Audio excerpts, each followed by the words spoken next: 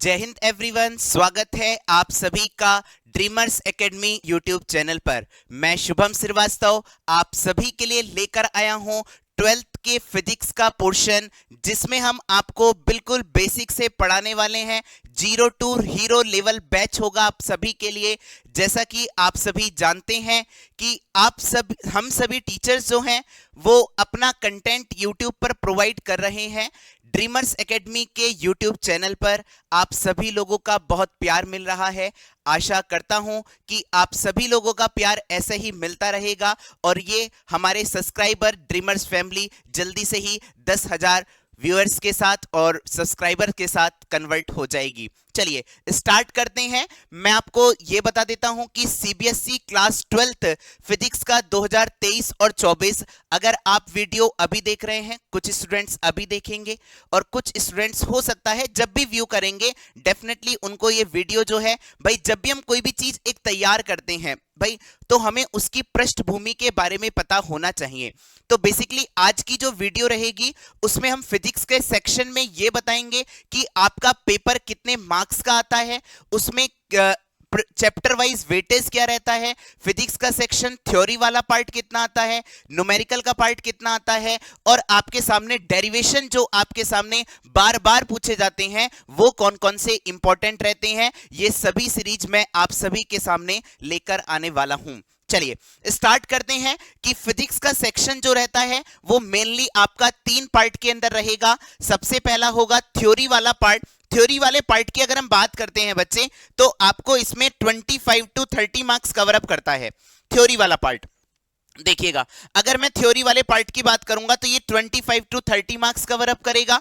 Derivation वाला part जो होता है वो आपको बार बार रिपीटेशन होते हैं कि 20 से 25 मार्क्स के जितने भी डेरिवेशन आपके चैप्टर में पूछे जाएंगे, चाहे मैं चैप्टर नंबर 1 से लेकर 14 तक की बात करूंगा, तो सारे जितने भी इंपॉर्टेंट डेरिवेशन होंगे मैं आप सभी के साथ यहां पर डिस्कस करूंगा। चलिए आगे बढ़ते हैं। नेक्स्ट पॉइंट जो होगा वो होगा आपके सामने न्यूमेरिकल वाला पार्ट। जो आप सभी बहुत सारे स्टूडेंट्स होते हैं जो मेनली जो आपके पीसीबी से बिलोंग करते हैं, तो उनके लिए भी हम न्यूमेरिकल का अप्रोच किस तरीके से लगानी है ये मैं आपको सिखाऊंगा कि आपकी कॉमन अंडरस्टैंडिंग किस तरीके से डेवलप करनी है, ये आप हमारे साथ सीखेंगे। डेफिनेटली इस बात का आश्वासन देता हूं कि आप सभी अगर हमारे साथ इस वीडियो को तो आगे जितना भी कंटिन्यू करेंगे आपकी बहुत ज्यादा हेल्प होने वाली है। This is my promise to all of you. चलिए आगे बढ़ते हैं नेक्स्ट पॉइंट की तरफ। ये मैंने आपको फिजिक्स का सेक्शन बता दिया कि फिजिक्स का सेक्शन जनरली जो रहता है 20 कितना हो गया 45 प्लस 25 कितना हो गया 70 मार्क्स, इतना वेरिएशन रहेगा। डेरिवेशन 20 टू 25 मार्क्स देखने को मिलेंगे और न्यूमेरिकल वाला पार्ट आपको 25 देखने को मिलेगा ही मिलेगा। जितने स्टूडेंट्स न्यूमेरिकल को छोड़कर जाते हैं उनके लिए बहुत ही दुखदाई वाली बात होगी कि आप 90 प्लस स्कोर नहीं कर पाएंगे। चलिए आगे बढ़ते हैं बच्चे नेक्स्ट पॉइंट की तरफ, नेक्स्ट स्लाइड की तरफ। चलिए आगे बढ़ते हैं कि हमारे सामने जो चैप्टर्स हैं कि वो कौन कौन से चैप्टर्स हैं। ठीक है, ये पढ़ते हैं। Unit number 1 unit wise classification करते हैं। यूनिट नंबर 1 और यूनिट नंबर 2 जो होता है वो आपके 3 चैप्टर कवर अप करता है। इसमें सबसे पहला जो पार्ट है वो electric charge and electric field. Electric charge के बारे में डिस्कशन करेंगे, इलेक्ट्रिक फील्ड के बारे में डिस्कशन करेंगे। जितना भी हो सकता है अपनी तरफ से आपको बेस्ट देने की कोशिश करेंगे। अगला होगा आपके सामने चैप्टर नंबर 2 जो होगा उसका नाम है आपके सामने इलेक्ट्रिक पोटेंशियल एंड कैपेसिटेंस। जितने भी आपके जो सीबीएसई में लॉन्ग आंसर टाइप क्वेश्चन आते हैं, अभी हम उनकी भी बात करेंगे आगे, तो वो भी आपके लॉन्ग आंसर टाइप क्वेश्चन जो होंगे वो आपके एनसीईआरटी से डायरेक्ट पूछे जाते हैं भाई। ठीक है, चलिए आगे बढ़ते हैं नेक्स्ट पॉइंट की तरफ। चैप्टर नंबर 3 जो करंट इलेक्ट्रिसिटी का होगा। करंट इलेक्ट्रिसिटी में आपने किरचॉफ लॉ हो गया, आपके सामने किरचॉफ का केवीएल लॉ हो गया, किरचॉफ का वोल्टेज लॉ हो गया, रेजिस्टेंस कॉम्बिनेशंस हो गए, ये सारी कहानी हम बात करेंगे। आगे बढ़ते हैं। ये आपका कितने मार्क्स कवर अप करता है 16 मार्क्स कवर अप करता है इन तीनों चैप्टर को मिलाकर। क्लियर एवरीवन, आगे बढ़ते हैं।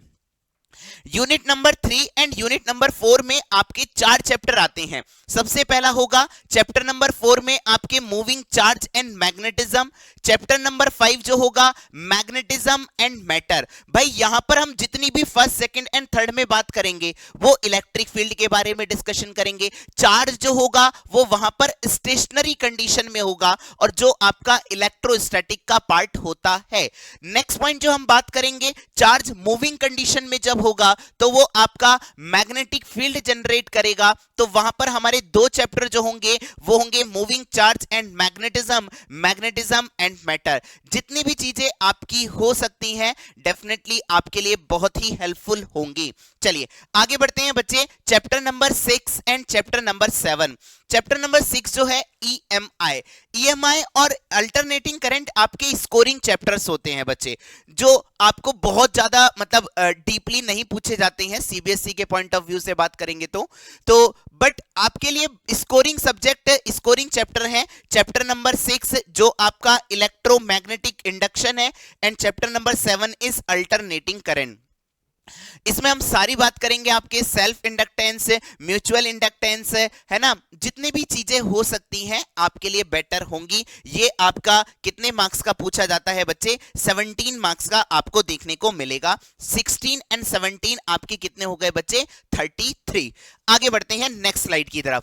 अगला जो रहेगा, अगर हमारी चौथी जो यूनिट रहती है वो रहेगी बच्चे आपके सामने फिफ्थ एंड सिक्स्थ यूनिट जो रहेगी वो आपकी ऑप्टिक्स वाला सेक्शन है, बहुत इंपॉर्टेंट। मैं ये कह सकता हूं कि अगर आप इन चैप्टर को अच्छे से करते हैं तो आपके 18 में से 18 मार्क्स आप लोग स्कोर कर सकते हैं।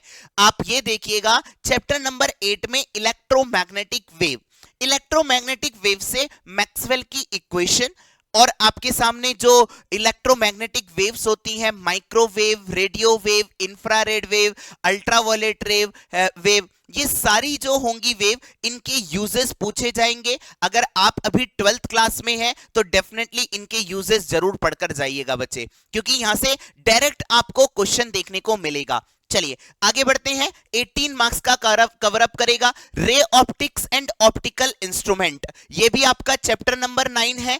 ऑप्टिक्स वाला सेक्शन आपको पता है लाइट डुअल नेचर को शो करती है, particle nature and wave nature, ये आपका 18 मार्क्स का सेक्शन कवर अप करता है। आगे बढ़ते हैं, यहां से आपकी स्टार्ट हो जाती है बच्चे मॉडर्न फिजिक्स। मॉडर्न फिजिक्स का चैप्टर नंबर 11 एंड 12 एंड 13 जो आपका dual nature, radiation and matter, 12 atom and nuclei, ये भी आपको बहुत अच्छे से देखने को मिलेगा और अच्छे से हम इसको रीड करेंगे, 12 मार्क्स का कवर अप करेंगे। ठीक है, लास्ट जो यूनिट है उसका है यूनिट नंबर 8। यूनिट नंबर 8 में आप देखेंगे बच्चे कि सेमीकंडक्टर एंड इलेक्ट्रॉनिक डिवाइस, ये आपका 7 नंबर का पूछा जाता है बच्चे। तो आपके सामने पीएन जंक्शन डायोड हो गया, PN junction as a rectifier हो गया, हाफ वेव रेक्टिफायर हो गए, फुल वेव रेक्टिफायर हो गए, ये सारी कहानी हम पढ़ेंगे बच्चे। चलिए आगे बढ़ते हैं बच्चे, फिर मैं अब ये बताऊंगा आपको, भाई सिंपल सी बात है, आप ये समझिएगा, है ना, जो आपका फिजिक्स का रिटर्न मार्क्स का पेपर बनता है वो बनता है 70 मार्क्स का। Clear everyone? अब यहां से आपको ये देखना है कि ये हमारे सामने 70 मार्क्स का क्लासिफिकेशन किस तरीके से करना है। ठीक है, आपका सेक्शन नंबर ए, ये आपका जो सेक्शन रहता है 5 सेक्शन में रहेंगे, section A, B, C, D and A. Section A में आपके सामने ऑब्जेक्टिव क्वेश्चन रहते हैं, ये आपके 18 एमसीक्यू रहेंगे जो आपको डायरेक्ट बहुत छोटे छोटे से, इसमें से मैं बता देता हूं, सभी लोग बहुत ध्यान से देखेंगे बच्चे कि यहां से इसको एक बार नोट डाउन भी करिएगा। भाई सिंपल सी बात है, आप ये समझिए जैसे आप सभी ने दंगल मूवी देखी होगी, अरे देखिए नहीं देखिए भाई, अगर बैट्समैन भी जाता है तो वो पिच पर जब जाता है तो पिच को देखता है कि कैसी पिच है, कि नमी कैसी है ना। तो ऐसे आपने देखा होगा दंगल मूवी में जो गीता बबीता फोगाट जो है ना, तो उसमें उन्होंने देखा कि लास्ट में जो फाइनल मैच होने वाला था वो एक उसको अपने आप को इमेजिनेशन कर रही थी कि उस कोर्ट पर मैं किस तरीके से कर सकती हूँ, ठीक है, खेल सकती हूँ। तो इसी प्रकार आपको एक अपनी इमेजिनेशन तैयार करनी है कि जहां आप जाने वाले हैं, जिस सेक्शन के लिए आप डील करने वाले हैं, क्या आप उसके लिए तैयार हैं। तो सेक्शन नंबर ए जो होगा वो आपके कितने मार्क्स का होता है बच्चे? 18 एमसीक्यू। 18 एमसीक्यू यहां पर पूछे जाते हैं। ईच क्वेश्चन आपका 1 मार्क्स का रहेगा। कितना रहेगा बच्चे? 1 मार्क्स का। इसमें आपके जो आएंगे 1 मार्क्स में कम से कम नहीं, कम से कम जो आपके 12th वाले स्टूडेंट्स हैं भैया, 4 मार्च को पेपर होने वाला है, देख लीजिएगा बिल्कुल डिक्टो इस तरीके से ना आ जाए तो हमें बताइएगा। आपको जितने भी हम यहां पर चीजें पढ़ा रहे हैं अपने एक्सपीरियंस से, अपने जितनी भी आपके सामने हो सकती हैं, है ना, वो सारी चीजें आप सभी के लिए तैयार हैं। ठीक है, देखिएगा यहां पर 8 न्यूमेरिकल देखने को मिलेंगे, कम से कम आपको 8 न्यूमेरिकल देखने को मिलेंगे, 6 से 7 कॉन्सेप्चुअल बेस्ड क्वेश्चन देखने को मिलेंगे और 3 असर्शन एंड रीजन क्वेश्चन देखने को मिलेंगे। तो सेक्शन नंबर ए आपको बिल्कुल भी भूलकर नहीं जाना है। बार बार ऑब्जेक्टिव क्वेश्चन की प्रैक्टिस करनी है, जितनी आप क्वेश्चन की प्रैक्टिस कर सको। कई लोगों के लिए सवाल आता है कि सर हम क्वेश्चन की प्रैक्टिस कैसे करें, कौन सी बुक को फॉलो करें, कौन सी भाई सिंपल सी बात है, आपके लिए एनसीईआरटी की बुक जो है वो बिल्कुल बेस्ट है लॉन्ग आंसर टाइप के लिए। ठीक है, अगर आप ऑब्जेक्टिव क्वेश्चन की प्रैक्टिस करना चाहते हैं तो आप प्रदीप की बुक को भी फॉलो कर सकते हैं। ठीक है, प्रदीप की बुक एनसीईआरटी के लिए बहुत, मतलब सीबीएसई के पॉइंट ऑफ व्यू से एकदम सही है। अगला है बच्चे section number B. Section number B जो होगा वो आपके 7 क्वेश्चन आएंगे। इसमें एक क्वेश्चन जो होगा वो 2 मार्क्स का होगा। 2 से 3 न्यूमेरिकल यहां पर आपको देखने को मिलेंगे। तो जितने भी बच्चे न्यूमेरिकल छोड़कर जाने वाले हैं वो आप बिल्कुल ही समझ जाइए आप अच्छा स्कोर नहीं कर पाएंगे। तो यहां से आपके 4 थ्योरी बेस्ड क्वेश्चन देखने को मिलेंगे। थ्योरी बेस्ड क्वेश्चन किस तरीके से मिलते हैं मैं आपको बताऊंगा। यहां पर इंपॉर्टेंट टर्म्स आ जाती हैं। इंपॉर्टेंट टर्म्स क्या पूछ लेगा? बताइए भैया मैग्नेटिक फ्लक्स क्या होता है। आपसे पूछ लेगा कि बताओ कि हमारे सामने सेल्फ इंडक्टेंस टर्म क्या होता है ना। इस तरीके से आपकी छोटी छोटी जो डेफिनेशंस होती हैं, अगर हम चैप्टर नंबर 1 की बात करेंगे, इलेक्ट्रिक फील्ड हो गया, इलेक्ट्रिक पोटेंशियल हो गया, इस तरीके से आपसे टर्मिनोलॉजी जो बेस्ड क्वेश्चन होते हैं वो आपको यहां पर देखने को मिलेंगे। और आपको बिल्कुल भी स्किप कर नहीं जाना है बच्चे। आपको भाई फिजिक्स में सबसे अच्छी बात क्या है कि आप अपने वर्ड्स में आंसर दे सकते हैं। आपका कहने का तरीका जो होगा वो सेम होना चाहिए। आप अपने वर्ड्स में भी आंसर कर सकते हैं, बिल्कुल कोई दिक्कत वाली बात नहीं है। चलिए आगे बढ़ते हैं सेक्शन नंबर सी की तरफ। सेक्शन नंबर सी जो होता है वो आपके सामने, इसमें आपके आते हैं 5 क्वेश्चन। कितने क्वेश्चन कवर अप करता है बच्चे? 5। और एक क्वेश्चन कितने मार्क्स का होगा बच्चे? 3 मार्क्स का होगा। और एक क्वेश्चन अगर आपका 3 नंबर का है और इसमें आपके जो न्यूमेरिकल देखने को मिलेंगे वो भी आपको 2 न्यूमेरिकल यहां से देखने को मिलते हैं। जो ये 2 न्यूमेरिकल होंगे ये डेफिनेटली सेक्शन बी से थोड़े से एडवांस लेवल के जरूर होंगे, बट बिल्कुल भी घबराना नहीं है, हम आपके साथ हैं। जितनी भी चीजें आपके लिए हो सकती हैं बेटर बनाने की कोशिश कर रहे हैं। इसमें ये जो आपके आएंगे बच्चे सेक्शन नंबर सी, मैंने अभी आपको बताया था कि जब मैंने पेपर आपका बताया था कितना नंबर का डेरिवेशंस रहता है, तो डेरिवेशन वाला जो पार्ट है वो आपको सेक्शन नंबर सी में देखने को मिलेगा और आपको 2 डेरिवेशंस देखने को जरूर मिलेंगे। हमारी सीरीज कंटिन्यू चलती रहेगी। आपके सामने जितने भी most important derivation chapter wise जो डेरिवेशंस होंगे वो हम आपके कवर अप करेंगे। ठीक है, इसमें रिलेशंस बिटवीन 2 फिजिकल क्वांटिटीज पूछ सकता है कि सर हमारे सामने कैपेसिटेंस और आपका परमेबिलिटी में क्या रिलेशन होता है। ठीक है, आपसे पूछ सकता है कि जो अभी पूछा गया था रिसेंटली 2023 में, है ना, डेंसिटी और मास नंबर में क्या रिलेशन होता है, ये भी आपको बहुत अच्छे से पढ़कर जाने हैं बच्चे। चलिए आगे बढ़ते हैं नेक्स्ट पॉइंट की तरफ। अगला जो होगा वो होगा बच्चे आपके सामने section number D. Section number D की अगर हम बात करते हैं बच्चे, तो सेक्शन नंबर डी सबसे ज्यादा इंपॉर्टेंट है। यहां से 3 क्वेश्चन आपको देखने को मिलेंगे। 3 क्वेश्चन जो होंगे इसमें एक क्वेश्चन होगा भैया आपका 5 नंबर का। कितने नंबर का होगा? 5 नंबर का आपका क्वेश्चन होगा। और इस 5 के 5 क्वेश्चन में तीनों के तीनों जो 5 नंबर का होगा, 3 क्वेश्चन आएंगे, तीनों के तीनों आपको न्यूमेरिकल देखने को मिलेंगे। सबसे पहली बात तो ये लिख लीजिए भाई, 3 मार्क्स के न्यूमेरिकल हो सकता है। अब इसमें देखना जरा 5 मार्क्स का डिस्ट्रीब्यूशन किस तरीके से रहेगा। 5 मार्क्स में पूछ लेगा कि भाई 3 नंबर का न्यूमेरिकल दे दिया उसने, 2 नंबर का आपसे एक्सप्रेशन पूछ लिया अर्थात डेरिवेशन वाला पार्ट पूछ लिया।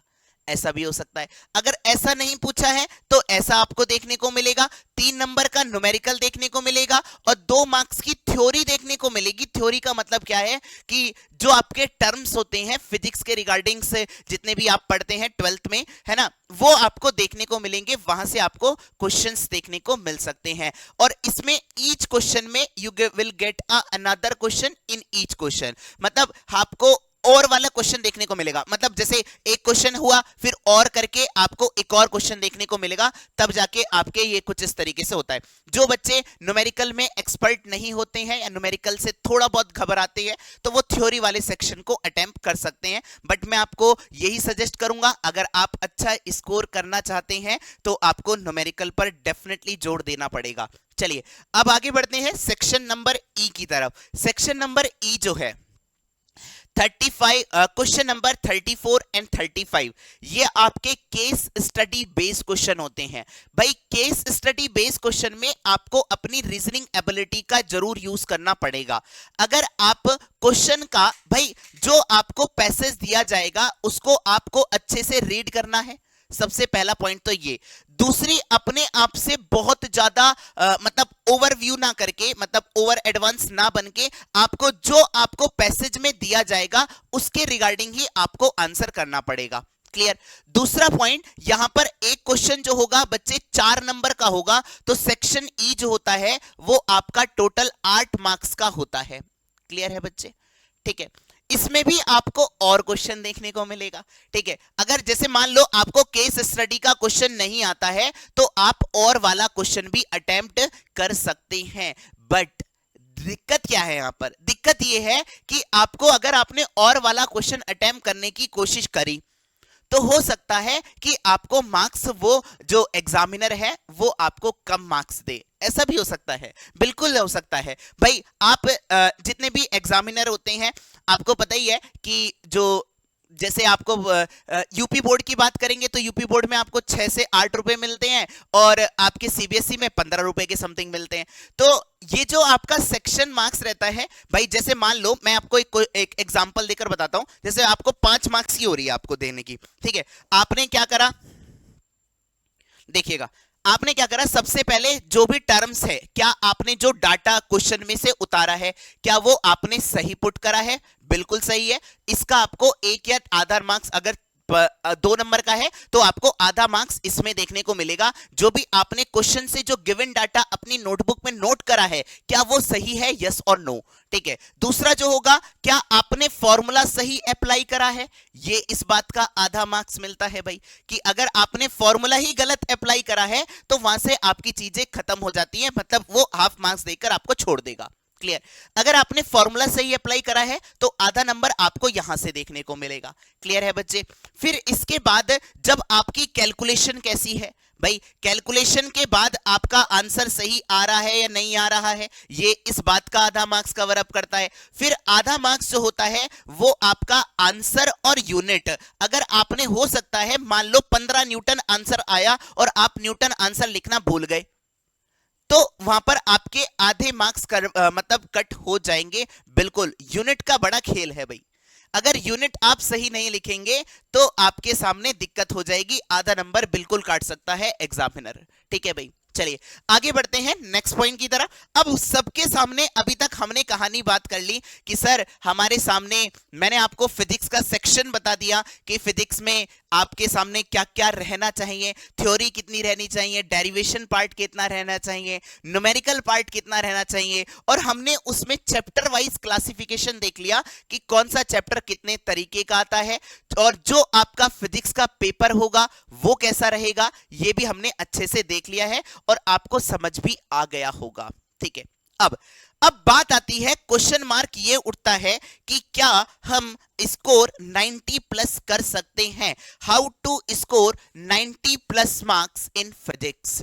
चलिए जी, उसके लिए आपको करना क्या है भाई, कुछ भाई, अगर हम कोई भी चीज को लेकर चलते हैं तो उसका एक बेस जो होता है, नींव जो तैयार करते हैं, वो जितनी शानदार होगी रिजल्ट भी आपका उतना ही अच्छा होगा। ठीक है, तो आप ये देखेंगे कि जब अगर आपने मान लिया कि नहीं सर मुझे 90 प्लस स्कोर करना है, तो उसके लिए आपके सामने टर्म्स एंड कंडीशंस बैठ जाती हैं। टर्म्स एंड कंडीशन का मतलब ये है कि आपके सामने कुछ, जैसे मैंने पॉइंट्स लिखे हैं 6 पॉइंट्स, अगर आप इनको फॉलो करेंगे तो मैं आपको ये आशा दिलाता हूं कि आपको 90 प्लस स्कोर करने से कोई नहीं रोक पाएगा। चलिए यहां पर देखते हैं। सबसे पहले आपको सिलेबस पता होना चाहिए कि भाई क्या आने वाला है एग्जाम में। सिलेबस, ठीक है भाई, सिलेबस आपको बता दिया है हमने, बिल्कुल सर। चलिए सेकंड है आपके सामने time management skill. Time management skill का मतलब यह है कि अगर आप अपने प्रत्येक सब्जेक्ट को आपको असाइन करना पड़ेगा कि भाई मैं दिन में 24 घंटे हैं तो दिन में 1 घंटा मैं फिजिक्स पढ़ूंगा या 1.5 घंटे फिजिक्स पढ़ूंगा, 2 घंटे मैथ पढ़ूंगा, 1.5 घंटे केमिस्ट्री पढ़ूंगा। आपको प्रॉपर असाइन करना पड़ेगा टाइम ईच सब्जेक्ट को। अपने आप से लॉयल रहना पड़ेगा। अगर आप अपने आप से लॉयल नहीं है तो बच्चे दिक्कत हो जाएगी आपको, आप स्कोर नहीं कर पाएंगे। टाइम का बड़ा रोल है भाई। टाइम आपके सामने भाई जो भी चीज है, आपने देखा होगा कि जैसे कोई भी चीज होती है, मान लो आपके सामने बहुत सारी चीजें हैं, है ना। टाइम के लिए अगर हम बात करेंगे, टाइम के लिए आपको और देखना पड़ेगा। कई लोग टाइम, छोटे छोटे टाइम बनाने हैं, ऐसा नहीं है, छोटे छोटे टास्क बनाने हैं, है ना। कई लोग क्या करते हैं, 1 महीने का शेड्यूल बनाकर बैठ जाएंगे। नहीं, सबसे पहले हमें छोटे छोटे स्टेप तैयार करने हैं, 1 से 2 3 दिन, है ना, इतने दिन का स्टेप बनाना है। छोटे छोटे हम क्या करेंगे, छोटे छोटे स्टेप को पहले अचीव करेंगे, देन फिर हम बड़े गोल की तरफ चलेंगे, ठीक है। अगला होगा बच्चे आपके सामने, during study make your self note. Self note आपको बनाने जरूरी हैं। आप अपने हाथ से जब तक लिखेंगे नहीं तब तक आपको दिक्कत ही रहेगी, मैं आपको ये कह सकता हूं। क्योंकि सिंपल सी बात है भाई, अगर आपने ये बुक ले ली और बुक से आप पढ़ रहे हो, ठीक है, बहुत बढ़िया, आपने 1 दिन पढ़ी, 2 दिन पढ़ी, समटाइम्स आपने ऐसे इस चीज को विजुलाइज करा होगा या नहीं करा होगा। मैंने इस चीज को जरूर विजुलाइज करा है कि अगर आप अपने हाथ से लिख देते हैं तो वो चीज आपको लॉन्ग टाइम तक याद रहती है, ठीक है। चलिए मतलब इसका मतलब आप समझिए कि आपके लिए सेल्फ नोट्स जो तैयार करना है, अपने रिटन नोट्स, जब आप अपने हाथ से लिखी हुई चीजों को पढ़ेंगे तो वो आपको जल्दी याद हो जाएंगी बच्चे, ठीक है। अगला है revise the notes time to time. Time to time आपको रिवाइज भी करना है भाई। अगर आप रिवाइज नहीं करेंगे, आपने प्रीवियस चैप्टर पढ़ लिए, उन्हें रिवाइज नहीं करा तो आप उन्हें भूल जाओगे, ये श्योरिटी है। तो आपको प्रॉपर टाइम टू टाइम, मतलब बीच बीच में अपने आप को इवेल्युएट भी करते हुए चलना है, ठीक है, कि devote your time for self evaluation, ठीक है। Know your weakness. भैया वीकनेस के बारे में अगर मान लो मैंने कहा मेरी वीकनेस ये है, और अपनी वीकनेस के बारे में अपने आप को सबसे ज्यादा पता होता है। अगर आपको पता है कि मान लो कि भाई मेरा न्यूमेरिकल वाला पार्ट वीक है, तो ठीक है, मैं उस पर मेहनत करूंगा। आपका अगर थ्योरी वाला पार्ट अच्छा है तो आप उसको अपना समय ना देकर आप न्यूमेरिकल की प्रैक्टिस करिए। आपको कैसे नहीं आएंगे आपके 90 प्लस मार्क्स। अगला जो होगा बच्चे, solve the many sample paper S, जितना पॉसिबल हो सकता है आपको सैंपल पेपर सॉल्व करने हैं बच्चे। बिना सैंपल, बिना प्रैक्टिस पेपर के आप नहीं जाएंगे बच्चे। सीबीएसई के सैंपल पेपर आपको सॉल्व करने हैं बच्चे, चाहे आप कोई सी भी बुक रेफर करें, डजेंट मैटर, ठीक है। चाहे आप एमटीजी का पब्लिकेशंस का बुक करें, ठीक है, बहुत सारी आती है मार्केट में, है ना। अरिहंत की भी बुक आती है, ओसवाल की आती है, जो आप प्रेफर कर सके। आपको प्रैक्टिस सेट जरूर लगाने हैं before going to exam. Clear है बच्चे? आशा करता हूं कि आप सभी लोगों को जितनी चीजें मैंने समझाई हैं आप सभी लोगों तक पहुंच पाई होंगी, है ना। फिर ये जो 15 सैंपल, मैंने 15 सैंपल पेपर आपको मिलेंगे, है ना, पर आप अगर 10 भी अगर ईमानदारी से 10 लगाओगे, और ईमानदारी से लगाने हैं, ऐसे नहीं है कि आपने कभी तो 1 दिन में ही लगा लिए। 1 दिन में सर, 1 दिन में 4 सैंपल पेपर लगा रहे हैं, वो भी गलत है भाई। आपको प्रॉपर टाइम देना पड़ेगा। आपने मान लिया 2 दिन में मैं 1 सैंपल पेपर लगाऊंगा, उसके बाद जो आपकी गलतियां हुई हैं उसको क्या करना है, रीड करना है, देखना है भाई मैं कहां गलती कर रहा हूं, ठीक है। चलिए फिर इसके बाद सारी कहानी आपकी यहीं तक हम लोग रखते हैं, ठीक है। जो आपकी सेकंड जो क्लास आएगी वो आपकी इंपॉर्टेंट डेरिवेशन लिस्ट, जो आप सभी के सामने दिखाई दे रही होगी। Important derivation list chapter number 1 की मैंने यहां पर लिखे हैं, और जो सीबीएसई में आए हुए हैं, ठीक है, उस वो भी मैंने असाइन करे हुए हैं यहाँ पर। तो होप सो आप सभी लोगों को वीडियो पसंद आई होगी, तो चैनल को सब्सक्राइब कर दीजिएगा और वीडियो को लाइक कर दीजिएगा। जय हिंद, जय भारत।